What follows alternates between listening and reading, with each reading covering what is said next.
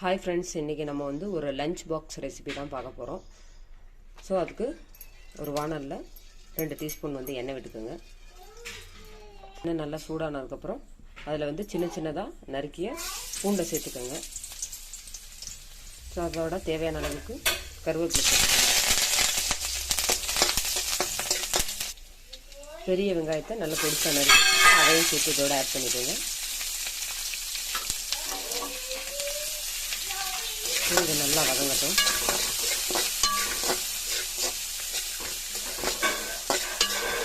இதுக்கு தேவையான அளவுக்கு உப்பு சேர்த்துக்கலாம் ஃப்ரெண்ட்ஸ். ஸோ போட்டு நல்லா வதக்கி விடுங்க.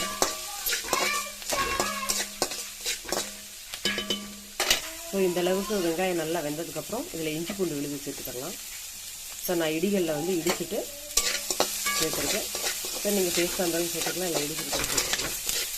அது நல்லா பச்சை வாசனை போகிற அளவுக்கு நல்லா வதக்கி விட்டுக்கோங்க. இந்த அளவுக்கு நல்லா வதங்கினதுக்கப்புறம் நல்லா பழுத்த தக்காளி பழமாக ஒரு தக்காளி பழம் சேர்த்துக்கோங்க ஃப்ரெண்ட்ஸ்.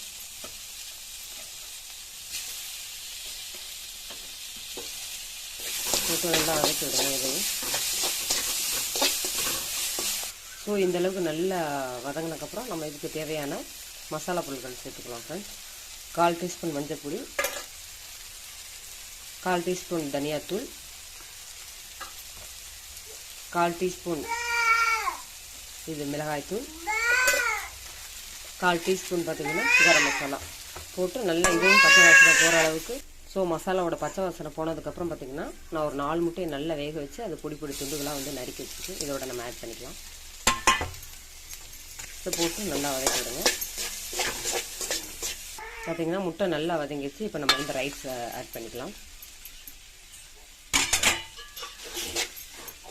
பார்த்திங்கன்னா நல்லா கிளறியாச்சு. இதோட நீங்கள் பார்த்திங்கன்னா ஒரு 1/4 டீஸ்பூன் மிளகுத்தூள் சேர்த்துக்கிட்டிங்கன்னா இன்னும் நல்லாயிருக்கும்.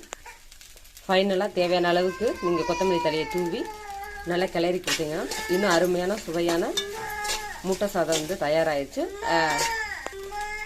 நீங்கள் ட்ரை பண்ணி பார்த்துட்டு எப்படி இருக்குன்னு சொல்லுங்கள். சுவையான முட்டை சாதம் இயற்கையோடு வாழ்வோம். Thank you friends. செஞ்சு பார்த்துட்டு கமெண்ட்ஸில் எப்படி இருக்குன்னு சொல்லுங்கள்.